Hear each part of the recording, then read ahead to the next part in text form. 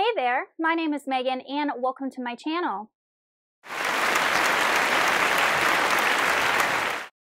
Today I'm going to be doing my April TBR, but before we go ahead and get on into the TBR, if you are not already subscribed to my channel, please go ahead and hit that subscribe button as well as the little bell icon so you can be notified every time I post new bookish content.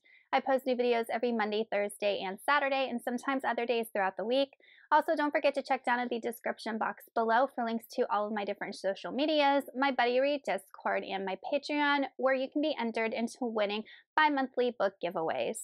The first book I'm going to be reading is Wool by Hugh Howey. This is book one in his Silo series, which is an adult science fiction series, and I've had this whole series sitting on my shelf for years. I found it used at a bookstore one day and decided it sounded interesting and just to pick it up, and I didn't realize how popular of a series it was. And what prompted me to start reading the series was that Apple is going to be putting out a TV show based on this series in May. So I wanted to at least have the first book read by the time the TV show started. I'm not a big TV watcher, so I don't know if I'll actually be watching the TV show, but in case I decided to, I wanted to have read the books first. And I've actually already started this, and I'm only on page 46, so I'm really early into this. But in this book, we are following a world where civilization essentially lives in this gigantic autonomous silo because Earth outside is uninhabitable, and society functions within this silo. They're able to grow crops and live normally just underground. But there are some people that kind of dig into the truth about the silo, the past, and maybe some things that have been told to the citizens that aren't necessarily true, especially about the outside world. And we're just following a character named Jules as she tries to uncover the secrets and the mysteries of how they got there and, the truth behind it all. So I will say that so far this book kind of has a narrative structure that goes back and forth between present day and flashbacks, but we have been introduced to the main character just recently. The first 50 pages were kind of like a build up, and now we're getting introduced to the main character, so I don't know if that narrative structure is going to continue, but I did find it pretty interesting. But I'm loving the writing so far, and the author is definitely building suspense, so I'm super pumped to finish this book in April.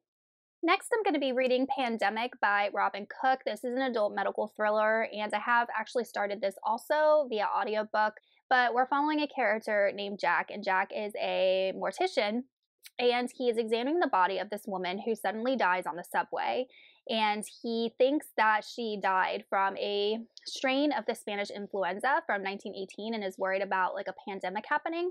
But then as he further digs into her cause of death, he finds out that she was an organ transplant recipient, but then digging deeper realizes that the organ actually has DNA of like her own body, which doesn't make any sense how you could transplant something with like your own DNA. So he puts all the pieces together and realizes it has to do with this company that is involved in gene editing and genetic engineering. So that really piques my interest because I find genetic engineering, the idea of it, super interesting and a bit, creepy about what we could possibly do with said technology.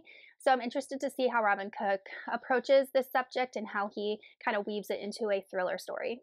Next, I wanted to continue my read of Joe Abercrombie, so I'm going to be reading Red Country. This is the third book in his Leveler series. I read Heroes last month, so I would like to just wrap this series up.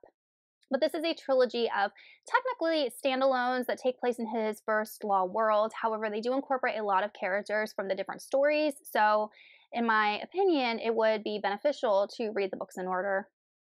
But in Red Country, we are following a character named Shy South, and she is violent and bloody, just like all of Joe Abercrombie's characters, and she is on a mission to get her family back. I don't know who took them or why they took them, but that is her goal. With her is her stepfather, known as Lamb, and she thinks that he's very cowardly, but what she learns on this trip to retrieve her family is that he actually has a very bloody past of his own, and those skills, they will be needed as they traverse this violent country. In their trek, the two characters come across the infamous Nakomo Casca, which is a character from Best Served Cold, who is not always entirely trustworthy. That is all I really know about this book. I'm sure it will incorporate a lot of the politics, a lot of the lands, a lot of the characters of Abercrombie's First Law World in order to create a new story. I'm hoping to tag team this between audio and physically reading because I really do enjoy the audiobook narrator for Abercrombie's work. So that's my plan for Red Country. And then I did want to pick up a YA fantasy just because I've really been enjoying the YA fantasy I've been reading lately, and I do enjoy that genre. So I decided to pick up Lake's Edge by Lindell Clipson. As far as I know, this is a standalone. I did want to grab a standalone. I'm not interested in starting any new YA series at this time. Further on in the year, yes, but not quite yet. There's still some that I need to finish up. But what drew me to this book first and foremost was the cover. I love this cover. I think it's so, so beautiful. Like, we have the dark gothic house, we have the girl with the flowy dress, we have a shadow figure up here. I just think the cover is so, so intriguing. In Lake's Edge, we're following a character named Violetta, and she will do anything she can to protect her younger brother who possesses a very forbidden dark black magic. Then a man named Rowan, who is known as the Monster of Lake's Edge, discovers Violetta's brother's gift, and Violetta gets really scared, but it actually turns out that Rowan wants to help Violetta and her brother.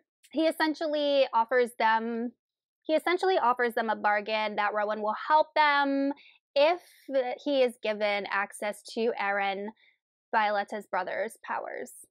Soon after Violetta and Aaron go to live at Lake's Edge, Violetta uncovers that there is another deity possessing this manor. His name is the Lord Under, and he possesses the dark lake outside of the castle.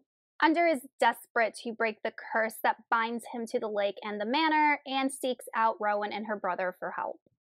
As Violetta and her brother decide to help the Lord Under, Violetta finds herself falling for Rowan, who is the master of Lake's Edge, and they begin to uncover that there's more to the lake, more to Rowan, more to this dark deity, and the curse that binds them than Violetta ever would have thought. Lake's Edge just sounds like a dark, gothic, slightly romantic book that really, really intrigued me, so I'm excited to give it a go. And lastly, we have a nonfiction book, and that is Teaching with Love and Logic by Jim and Charles Fay. This is a book that I have read parts of it, but I've never read the book in its entirety, and it has been a couple of years since I've dug into it. I do see that I dog-eared some pages when I read through some of it the first time, so I do want to read it from cover to cover and just revisit some of the ideas that are presented in this book. But this is a book for teachers just about how to build relationships with your students and how to teach with loving them in mind, but also setting boundaries and being fair in your classroom. And there's just a lot of good information in here, a lot of anecdotes from the authors about tough schools and students that they have taught, and some success stories. So like I said, I've read some of this before, but I do want to just go through and reread the whole thing and take notes and really see if there's anything in here that I can implement in my own profession. So usually with nonfiction books, I do not set a limit to have these done in a month because normally it takes me longer to get through a nonfiction book. So I will start this in April, but I don't really expect to finish it in April. All right, you guys, that is it for my April TBR. Let me know in the comments if you've read any of these books and what you thought of them or what you were reading in the month of April, and I will see y'all in another video soon. Goodbye.